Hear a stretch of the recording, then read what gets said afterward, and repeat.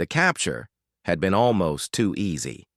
Marcus Chen dangled from energy shackles in the cargo hold of the Catamaran raider ship, his uniform torn and bloodied from the firefight that had claimed his entire reconnaissance team. The aliens around him chittered in their clicking language, their insectoid mandibles clacking with what he could only assume was amusement. The Catamaran were notorious throughout the galaxy for their cruelty. Standing nearly 8 feet tall on 4 spindly legs, their chitinous exoskeletons gleamed under the harsh ship lighting. Their compound eyes reflected light like black mirrors, and their serrated claws could slice through steel.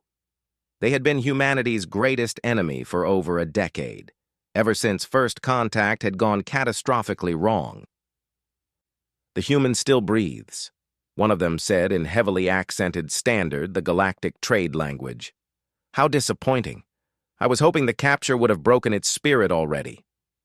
Marcus lifted his head, meeting the alien's gaze with defiance.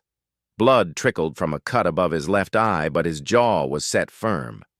"Sorry to disappoint you." The Catamaran that had spoken stepped closer, its claws clicking against the metal floor.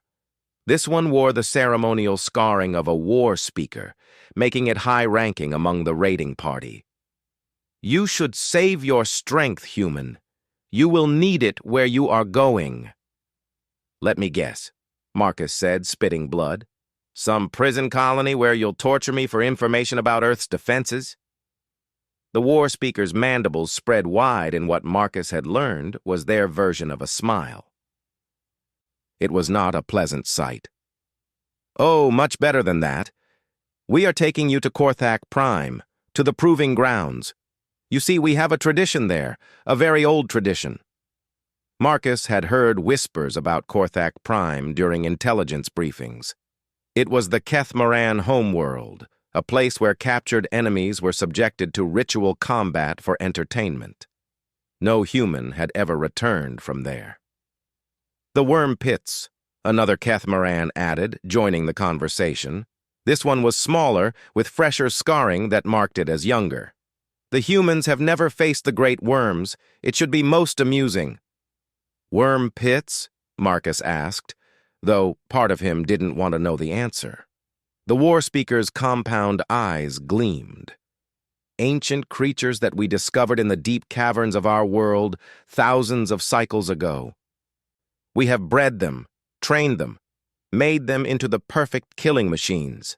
They are hungry, vicious, and they have never failed to devour whatever prey we throw into their domain." Marcus felt a chill run down his spine, but he refused to show fear. "And you're planning to feed me to these things?" "Not just feed," the younger Catamaran said eagerly. "We will broadcast it across the galaxy. Let all species see what happens to those who oppose us. The humans have been too bold lately, winning too many battles. This will remind them of their place." The war speaker gestured with one clawed appendage. "Take him to the holding cell. Ensure he survives the journey. I want him fresh for the pits." 2 more Catamaran grabbed Marcus and dragged him through the ship's corridors. The vessel was a maze of organic curves and sharp angles, its walls pulsing with a faint bioluminescent glow. Everything about Catamaran technology seemed to blend the mechanical with the biological, creating an unsettling atmosphere that made Marcus's skin crawl. They threw him into a small cell barely large enough for him to stand upright. The walls were covered in the same organic material as the ship's corridors, and they seemed to pulse with a life of their own. Marcus slumped against one wall, testing his bonds. The energy shackles were tight, designed to prevent any escape attempt. Hours passed in the cramped space. Marcus used the time to think, to plan. He had been in worse situations before, though admittedly not many. During the War of the Outer Rim, he had survived behind enemy lines for 3 months, conducting sabotage operations against Catamaran supply lines. He had learned their language, studied their culture, observed their behavior patterns. The Catamaran respected strength above all else. They valued cunning and brutality, and they despised weakness. But Marcus had also learned something else about them during his time as a covert operative. They were arrogant. Their superiority complex made them underestimate their enemies, especially humans. The ship's engines changed pitch, indicating they were dropping out of faster-than-light travel. Through a small viewport in his cell, Marcus could see Korthak Prime growing larger. The planet was a hellish world of red rock and active volcanoes, with massive structures jutting from its surface like metallic tumors. The Kethmoran had built their cities into the very bones of their world, creating a landscape that looked like something from humanity's worst nightmares. The landing was rough, the ship settling onto what appeared to be a crowded spaceport. Through the viewport, Marcus could see hundreds of Kethmoran moving about their business, along with members of other species that served as slaves or vassals. The diversity was staggering, representing dozens of conquered worlds. Soon, his captors returned. The war speaker looked pleased as it opened his cell. "Welcome to Korthak Prime, human. Your final destination awaits."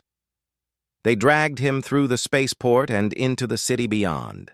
The architecture was overwhelming in its alien nature. All sharp angles and organic curves that hurt to look at directly. The air was thick and humid, filled with the scent of sulfur and decay. Above them, the sky was a sickly yellow color, and Marcus could see other moons hanging like diseased fruit against the horizon. The crowds they passed through were enormous, thousands of Kethmoran and other aliens filling the streets. Word of their arrival seemed to spread quickly, and Marcus noticed that many of them were following the procession. Their clicking, chittering voices created a constant background noise that rose and fell like ocean waves. "Look how they gather," the younger Kethmoran said with satisfaction. "Word has spread that we bring a human to the pits. They are eager to see if the stories about human weakness are true." Marcus said nothing, conserving his energy and studying his surroundings. The city was massive, stretching to the horizon in all directions. Towering spires reached toward the poisonous sky, connected by bridges and walkways that defied human understanding of engineering. Everything was built for beings much larger than humans, making Marcus feel even more isolated and vulnerable. They finally arrived at a massive coliseum that dominated the center of the city. The structure was ancient, its walls covered in carvings that depicted countless battles and victories. Around its base, smaller buildings housed what Marcus assumed were training facilities, holding areas and other support structures for whatever spectacles took place within. "The Grand Arena," the war speaker announced proudly, "built by our ancestors to honor the old gods through combat. Many thousands have died here over the millennia. Today, you will join them." They entered through a side passage that led deep underground. The corridors here were even more organic than the ship had been, with walls that actually pulsed with life. Bioluminescent strips provided the only light, casting everything in an eerie blue-green glow. The air was thick with moisture and carried strange scents that Marcus couldn't identify. Other holding cells lined the corridors, most of them empty, but a few containing creatures that Marcus had never seen before. One held something that looked like a cross between a bear and a spider, its multiple eyes tracking their movement as they passed. Another contained what appeared to be a sentient plant, its vine-like appendages reaching through the bars toward them. "The worm pits are below us," the war speaker explained as they walked. 3 levels down, in the deepest chambers. "The creatures there have been bred for generations to be the perfect predators. They are larger than your human vehicles, faster than your quickest ships, and more vicious than anything your species has ever encountered." They stopped at a preparation chamber where Marcus was stripped of his remaining gear and given rough prison clothing. The fabric was coarse and uncomfortable, clearly designed to provide no protection or advantage in combat. His hands were freed from the energy shackles, but armed Kethmoran guards surrounded him, making escape impossible. "The ceremony begins at dawn," the war speaker informed him. You will be given basic weapons, as is traditional, a blade and perhaps a projectile weapon. Then you will be lowered into the wyrm pit, and we will see how long human courage lasts against real monsters." Marcus flexed his freed hands, working feeling back into them. "How many humans have you fed to these worms?" "You will be the first," the war speaker admitted. "But we have tested many other species. The Altarian battlemasters lasted nearly 10 minutes. The Vegan shock troops managed 8 minutes before they were devoured. Most species last less than 5 minutes. And if I somehow survive longer?" The Cathamaran's mandibles clacked with amusement. "Impossible. But if by some miracle you were to kill a lesser worm, we would simply release a greater one. If you killed that, we would release the ancient matriarch herself. She has lived for over 1,000 cycles and has never been defeated. Eventually, human, you will die. The only question is how much entertainment you will provide first." They locked him in a new cell, this one larger and equipped with basic amenities: a sleeping platform, a water dispenser, and a small alcove for waste. The walls here were solid stone rather than the living material used elsewhere, giving Marcus some small comfort. At least his prison wasn't actively trying to digest him. Sleep came fitfully. Marcus's dreams were filled with images of massive serpentine creatures with burning eyes and razor-sharp teeth. He woke several times to the sound of distant roars echoing through the complex, reminders of what waited for him below. Dawn came too soon. The war speaker arrived with a full escort of guards and what appeared to be a camera crew. The recording equipment was clearly alien in design. Floating spheres that moved independently and seemed to track his every movement. "The galaxy will watch today," the war speaker announced. "Billions of beings across hundreds of worlds will see human weakness displayed for all to witness. Your death will serve as a warning to any who would challenge Cathamaran supremacy." They led him to an armory where he was allowed to select his weapons. The choices were limited but functional. Marcus chose a plasma blade, similar to the energy weapons used by human forces, but cruder in construction. For ranged combat, he selected a projectile weapon that fired explosive rounds, though the ammunition was limited to a single magazine. "Generous," Marcus commented, testing the weight of the weapons. "We are not without honor," the war speaker replied. "Every warrior deserves a chance to die with weapon in hand. These tools will give you hope, briefly, before despair takes hold." The journey to the pit took them deeper into the complex than Marcus had been before. The walls here showed their age, covered in carvings that depicted thousands of years of combat. The air grew thicker and more humid with each level they descended, and the distant roars grew louder. Finally, they reached a massive chamber with a circular opening in its center. The hole was easily 50 meters across and disappeared into darkness below. Around it, tiered seating rose up like an inverted pyramid, and Marcus could see that the arena was already filling with spectators. Thousands of Cathamaran and other species had come to watch his death. "Behold," the war speaker said, gesturing toward the pit. "Your tomb awaits." A platform was lowered into the opening, and Marcus was forced onto it along with several guards. As they descended into darkness, the noise from above faded to a distant murmur. Bioluminescent strips along the pit walls provided minimal lighting, creating an atmosphere that was more unsettling than completely dark would have been. The pit itself was enormous, easily 100 meters across at its widest point. The floor was covered in sand that had been stained dark with the blood of countless victims. Bones littered the area, some recognizable as coming from familiar species, others too alien to identify. The walls were riddled with caves and tunnels that disappeared into deeper darkness. "This is where you will die," the war speaker said as the platform reached the bottom. "Fight well, human. Give us a good show." The guards retreated to the platform, leaving Marcus alone in the pit. Above him, the opening seemed impossibly far away, and he could hear the crowd cheering in anticipation. Cameras focused on him from every angle, broadcasting his situation across the galaxy. Marcus gripped his weapons and began to assess his surroundings. The sand beneath his feet was loose and would make quick movement difficult. The bones scattered around provided potential cover but also obstacles that could trip him up. The cave openings were the real concern, as he had no way of knowing which ones might contain the worms. A low rumble echoed through the pit, seeming to come from everywhere at once.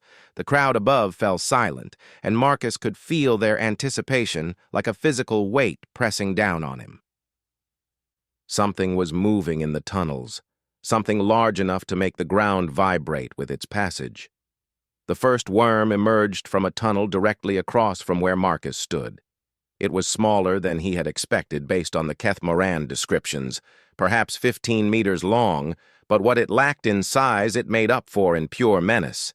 Its body was serpentine, but covered in armor-like scales that gleamed in the dim light.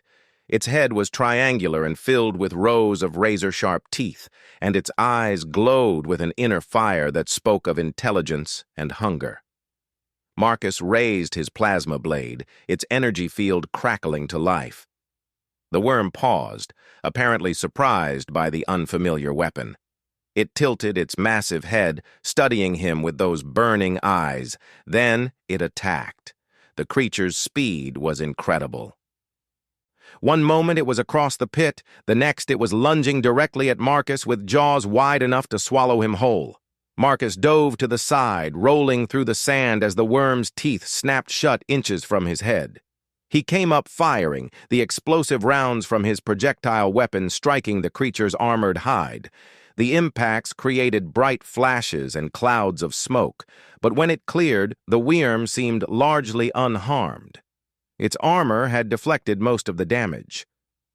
The crowd above roared its approval as the worm whipped around to face him again.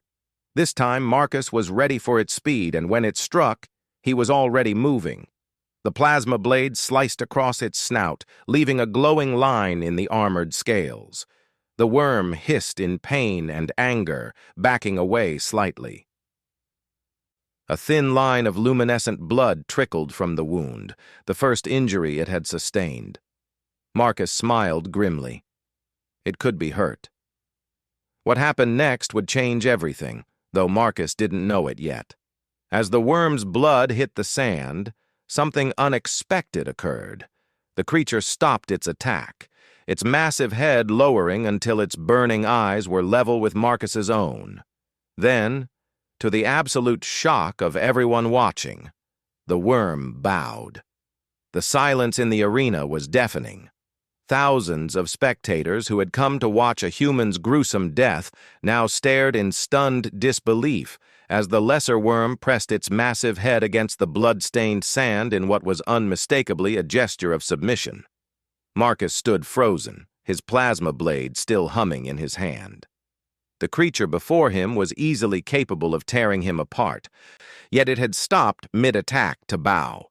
Its glowing eyes never left his face, and there was something in that alien gaze that spoke of recognition. Above them, the war speaker's voice crackled through the arena's communication system, filled with rage and confusion. "What trickery is this? Worms do not bow to prey. Guards, investigate the pit immediately." But even as the war speaker spoke, something else was happening. From the other tunnel openings around the pit, more shapes began to emerge. 2 additional lesser worms slithered into view, their massive forms moving with liquid grace across the sand. Behind them came something larger, its bulk barely fitting through the tunnel entrance. Marcus tensed, expecting to be overwhelmed by multiple attackers. Instead, each creature that entered the pit immediately lowered its head in the same gesture of submission.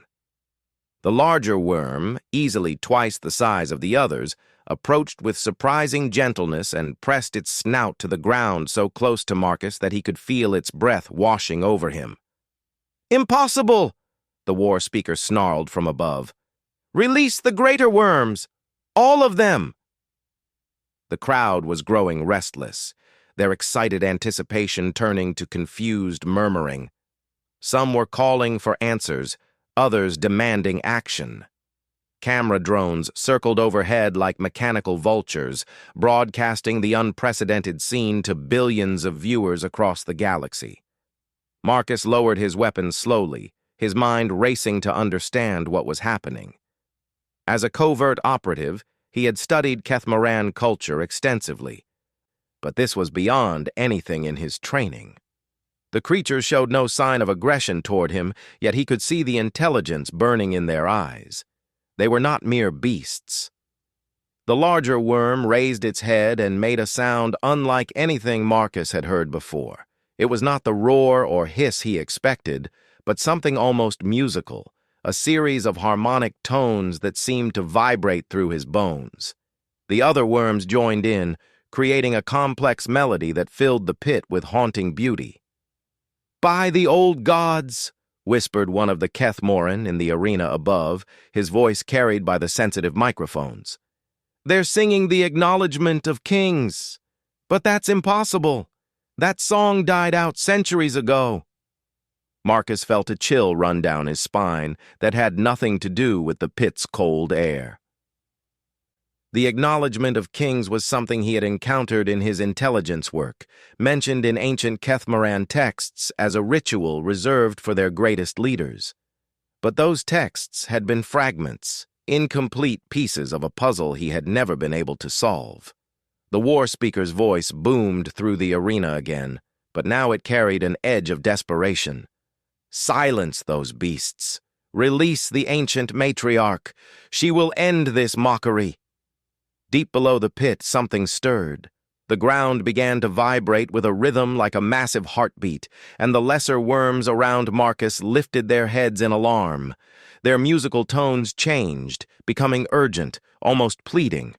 The largest of them moved to position itself between Marcus and the tunnel from which the new sounds were emerging.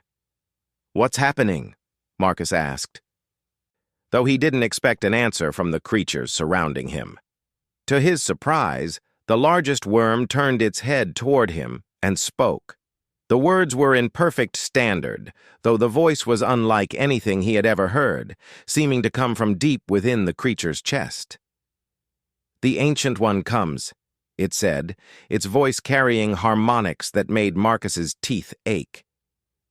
"She has slept for many cycles, dreaming of the old times. The small minds that click have forgotten the true ways, forgotten the compact made in blood and starlight." Marcus stared at the creature in shock. "You can talk?" "We have always spoken, son of Terra.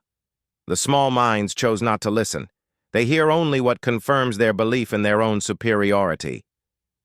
The worm's eyes glowed brighter, and Marcus could see ancient pain reflected there. "We remember when the first of your kind walked among the stars. We remember the compact." "What compact? I don't understand." Before the worm could answer, the tunnel across the pit exploded outward as something enormous forced its way through.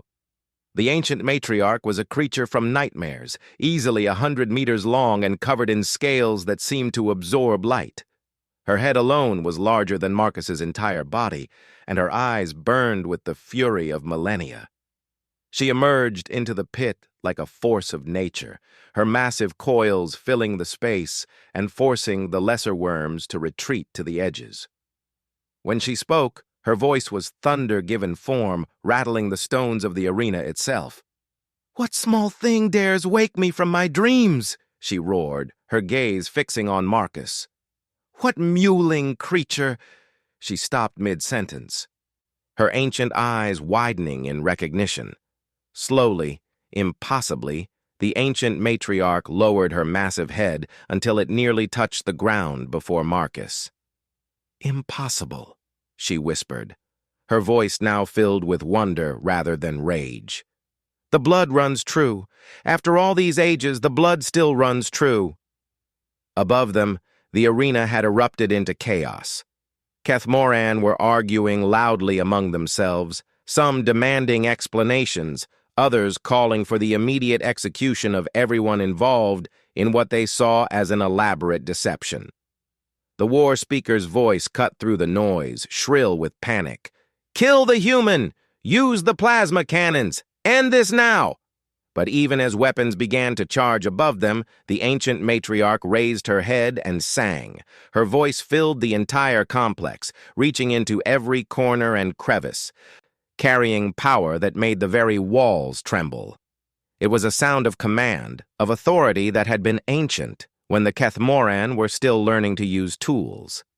Every wyrm in the complex responded. They emerged from their holding areas, breaking through barriers that had contained them for centuries. They poured into the arena from below and above, filling the space with their massive forms, and each one, upon seeing Marcus, bowed their head in submission. "The compact of stars and blood," the ancient matriarch intoned, her voice now carrying formal cadences. "Sworn in the deep dark between worlds, when the first of Terra's children walked among us as equals. Sworn when species stood together against the void hunters that would devour all light." Marcus felt pieces clicking together in his mind. Fragments of history that had been lost to time. "You're talking about the First Contact War, but that was against the void spawn, not humans." "Yes," the matriarch confirmed. "Before the small minds that clique rewrote history to make themselves the heroes. Your people and ours fought side by side against the destroyers. We swore in blood and starlight that we would always recognize the children of Terra as kin." The implications hit Marcus like a physical blow. The Kethmoran had deliberately hidden this history, rewritten their own past to justify their war against humanity. But the wyrms remembered. They had been alive during that ancient conflict, and they carried the memories forward through generations. "This is why they keep you here," Marcus realized. "Not as entertainment, but as prisoners. You're the witnesses to their lies." The ancient matriarch's laugh was like distant thunder. "Clever child. Yes, we who remember the truth have been imprisoned here for centuries, our testimony silenced. They feed us lesser beings and call it sport, but it is truly the act of cowards afraid of their own history." Above them, the chaos was reaching a crescendo. Marcus could hear the whine of charging weapons and the shouts of confused guards. The war speaker was screaming orders, but many of the Kethmoran seemed reluctant to fire into a pit filled with their own ancient creatures. "What happens now?" Marcus asked. The largest of the lesser wyrms, the one who had first spoken to him, approached. "Now, son of Terra, we honor the compact. Your people called for aid when they sent you here, whether they knew it or not. The old bonds still hold.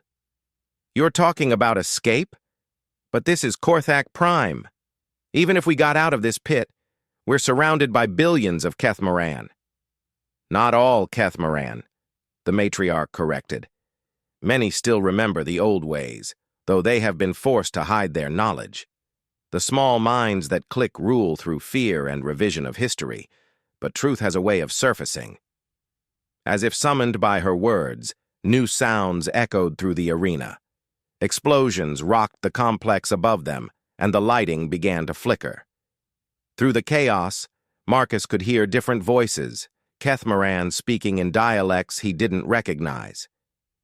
"The Memory Keepers," the largest lesser wyrm explained. "Those who preserve the true history in secret. They have waited long for a sign that the compact still held power.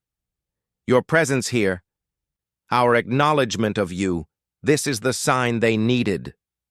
The explosions grew closer, and suddenly sections of the arena's ceiling began to collapse. But rather than burying them, the falling debris created ramps and passages that led upward. Through the gaps, Marcus could see different Kethmoran dropping into the arena, these ones wearing armor marked with symbols he didn't recognize. "Greetings, son of Terra," called one of the newcomers as he approached. His armor was ancient, covered in the same symbols Marcus had seen in the prehistoric carvings.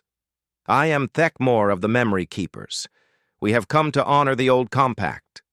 The war speaker's voice cut through the noise, now clearly desperate. "Traitors! Heretics! Guards, arrest them all!" But the guards seemed hesitant to act. Many were staring at the worms in obvious confusion and fear. These creatures were the stuff of legend to them, ancient beings that their histories said were mindless monsters.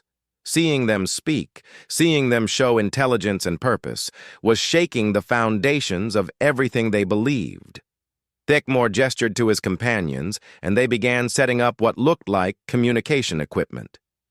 "The truth broadcast begins now," he announced. "Let all the galaxy see what has been hidden." Marcus watched in amazement as camera drones were hijacked and additional broadcasting equipment came online. Suddenly, the screens throughout the arena began showing historical records, ancient documents, and recordings that had been hidden for centuries. The true story of the First Contact War began to unfold for all to see. The images were shocking. Humans and Kethmoran fighting side by side against creatures that seemed to be made of living shadow. Joint ceremonies where representatives of both species swore eternal friendship. Treaties signed in blood and witnessed by the great worms themselves. "This is fabrication!" the war speaker screamed. "Lies and deception!" But his protests were drowned out by the voices of the memory keepers as they provided narration for the historical evidence. They spoke of centuries of deception, of how the current Kethmoran leadership had buried the truth to justify their expansion and conquest. The ancient matriarch raised her voice again, and this time her words were translated and broadcast to the entire galaxy. "Let all who hear remember the truth. The children of Terra are our sworn kin, bound to us by blood and starlight. Any who harm them break sacred compact and forfeit honor." Throughout the arena, Marcus could see the effect her words were having. Many of the Kethmoran spectators were staring in shock, their compound eyes wide with disbelief. Some were already leaving, clearly disturbed by what they were learning. Others were moving toward the memory keepers, apparently ready to join their cause. "The war speaker and his faction will not surrender easily," Thickmore warned Marcus. "They have too much invested in the current order, but the truth is spreading now, and truth is a powerful weapon." As if to prove his point, more explosions echoed through the complex. Marcus could see plasma fire through the gaps in the ceiling, evidence of fighting in the levels above. The revolution had begun, sparked by his presence and the worm's unexpected response. "We need to get you to safety," the largest lesser worm said to Marcus. "The old compact demands we protect you, but more than that, you are proof that the bonds still hold. Your survival will give hope to others." Marcus looked around at the massive creatures surrounding him, at the memory keepers risking their lives to broadcast the truth, at the chaos spreading through the arena as centuries of lies began to crumble. He had come here expecting to die as entertainment for his enemies. Instead, he had become the catalyst for a revolution that might change the galaxy. "What about Earth? My people need to know about this." Thickmore activated a communication device, its display showing the familiar blue-green sphere of Marcus's homeworld. "The message is already being sent. Your government will soon learn of the true compact and the allies they never knew they had." Above them, the fighting was intensifying, but Marcus could see that the memory keepers were gaining ground. More Kethmoran were joining their cause as the truth broadcasts continued, and the worms were moving through the complex, their very presence lending authority to the revelations. The war speaker's voice came one final time, filled with desperate rage. "This will not stand. Even if you escape here, even if some believe your lies, the war between our species cannot be undone. Too much blood has been spilled." It was the ancient matriarch who answered him, her voice carrying the weight of eons. "The war was begun with lies and shall end with truth. The blood debt has been paid by both species, but the compact endures. Those who would continue to dishonor it will face judgment." As the chaos continued around them, Marcus felt a strange sense of destiny settling over him. He had been thrown into this pit as a symbol of human weakness, meant to die for the entertainment of his enemies. Instead, he had become the key that unlocked a truth buried for centuries. The galaxy would never be the same. 3 months after the revelation of Korthak Prime, as historians were already calling it, Marcus Chen stood on the observation deck of the UES Covenant, watching as the joint human Keth-Moran construction fleet put the finishing touches on the first integrated starbase in over 1,000 years. The massive structure hung in space between Earth and Korthak Prime, its design incorporating both human engineering and ancient Keth-Moran architectural principles. The transformation had been faster than anyone could have predicted. The truth broadcasts from the arena had spread across the galaxy like wildfire, reaching every civilized world within days. The evidence had been overwhelming, too detailed and too consistent to be fabrication. Ancient archives on dozens of worlds had been opened, revealing supporting documentation that the Keth-Moran leadership had thought destroyed centuries ago. "The construction is ahead of schedule," reported Captain Sarah Martinez as she joined Marcus at the observation window. She wore the new uniform of the Terran Keth-Moran Alliance, its design incorporating symbols from both cultures. "The Memory Keeper's technology is remarkable. They've maintained their ancestors' engineering knowledge perfectly." Marcus nodded, still amazed by how quickly things had changed. The war speaker and his faction had been overthrown within weeks of the revolution, though not without significant bloodshed. Many Keth-Moran had died defending the old lies, unable or unwilling to accept that their entire worldview had been built on deception. "Any word from the outer territories?" he asked. "Mixed results," Martinez replied honestly. "Some of the colony worlds are embracing the alliance, especially those where the fighting has been heaviest. Others remain skeptical. The Rigel colonies are still under blockade by die-hard war speaker loyalists." Through the observation window, Marcus could see one of the great wyrms approaching the starbase. The ancient matriarch had appointed herself as an ambassador of sorts, traveling between human and Keth-Moran worlds to share the true history with anyone willing to listen. Her presence alone was often enough to convince skeptics, as few could doubt the sincerity of a creature that had lived through the actual events. "She's returning from the Centauri expedition?" Marcus asked. "Yes, and with good news. The colonial governments there have agreed to the ceasefire terms. They're even offering to host Memory Keeper delegations to help spread the truth to other holdout worlds." Marcus felt a familiar mix of hope and uncertainty. The revolution had succeeded beyond anyone's wildest expectations, but the aftermath was proving just as challenging as the conflict itself. Centuries of hatred and mistrust couldn't be erased overnight, no matter how compelling the evidence. A soft chime indicated an incoming transmission. The holographic display activated, showing the image of Thekmor, now serving as the elected leader of the Keth-Moran Memory Keepers. His ancient armor had been polished to a bright shine, and he wore new ceremonial scarring that marked his new status. "Greetings, Marcus Chen," Thekmor said, his mandibles clicking in the gesture that Marcus had learned was equivalent to a smile. "I bring word from the Outer Council. The vote has been completed." Marcus felt his heart rate increase.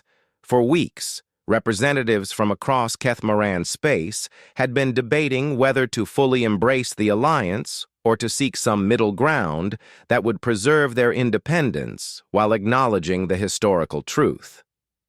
The result? "Unanimous approval for full integration," Thekmor announced. "The Compact of Stars and Blood will be renewed in a ceremony broadcast to all worlds. Your species and mine will stand together once more against whatever threats the galaxy may offer." Marcus closed his eyes in relief. It was better than he had dared hope for. "When will the ceremony take place?" 1 week from today, at the coordinates we discussed. The ancient matriarch has selected a site that holds special significance from the original compact. a place where both species first stood together. After the transmission ended, Marcus found himself thinking about the strange turns his life had taken. 3 months ago, he had been a covert operative conducting sabotage missions behind enemy lines. Now he was one of the primary architects of an alliance that would reshape galactic civilization. "You're brooding again," Captain Martinez observed. "You've been doing that a lot lately." Marcus turned away from the observation window. "Can you blame me? Sometimes I wonder if we're moving too fast, building too much on hope and not enough on practical reality. The memory keepers seem confident that the historical precedent is solid," Martinez replied. "According to their archives, the original alliance lasted over 2,000 years before it was betrayed. That's a pretty strong foundation." "But that's just it," Marcus said, voicing the concern that had been nagging at him for weeks. "It was betrayed once. What's to stop it from being betrayed again?" Before Martinez could answer, another chime sounded. This time the transmission came from Earth, displaying the familiar face of Admiral Harrison, Marcus's former commanding officer. The old man looked tired, but satisfied. "Marcus, we've just received word from the advanced scouts. The ceremony site has been confirmed, and it's exactly as the ancient matriarch described. The evidence of the original compact is still there, preserved in the ice for over a millennium." Marcus felt a chill of anticipation. The ceremony site was a moon orbiting a dead star in neutral space, a place where the original compact had been signed during the height of the war against the Void Spawn. According to the memory keepers, the site had been deliberately chosen for its isolation and its symbolic significance. What did they find?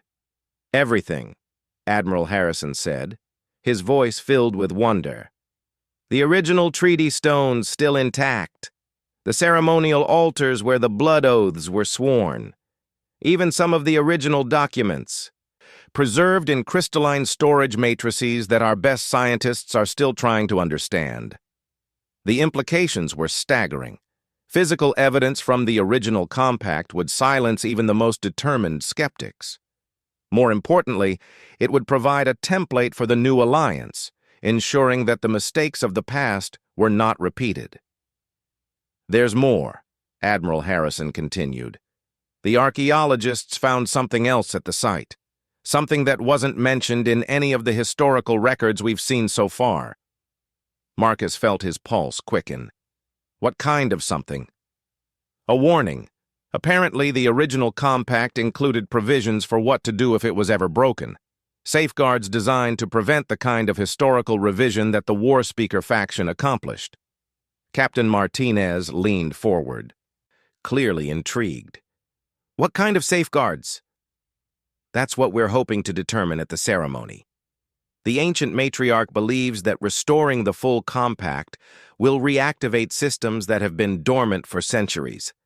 Systems designed to preserve the truth and prevent future betrayals." After the transmission ended, Marcus found himself pacing the observation deck, his mind racing with possibilities. The discovery at the ceremony site changed everything. If the original compact had included safeguards against betrayal, then the new alliance might be more stable than he had dared hope. "You're thinking about the Void Spawn, aren't you?" Captain Martinez asked quietly. Marcus nodded. It was the elephant in the room that everyone had been avoiding. The historical records were clear that the original alliance had been forged to fight against an enemy called the Void Spawn, creatures of living shadow that consumed entire star systems. But those same records indicated that the threat had been eliminated over 1,000 years ago. "The memory keepers say they were completely destroyed," Marcus said. "But what if they weren't? What if they're still out there, waiting?" "Then we'll face them together, just like our ancestors did," Martinez replied firmly.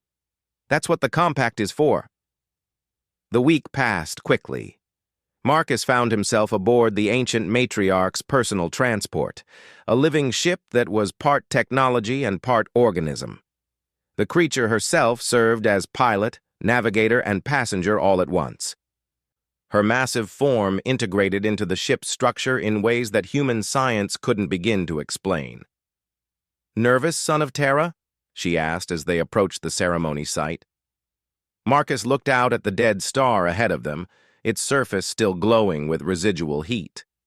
Around it, the moon waited like a dark jewel, its ice-covered surface reflecting the star's dying light. "Excited," he replied honestly. "This feels like the beginning of something important." "Beginning?" The ancient matriarch's laugh rumbled through the ship's structure. "Child, this is the continuation of something that began before your species knew fire. The compact was never truly broken, only forgotten by those who chose to forget. Today we remember. Other ships were already gathered around the moon. Human vessels flew in formation with Kethmaran bioships, their different technologies somehow harmonizing into a unified whole.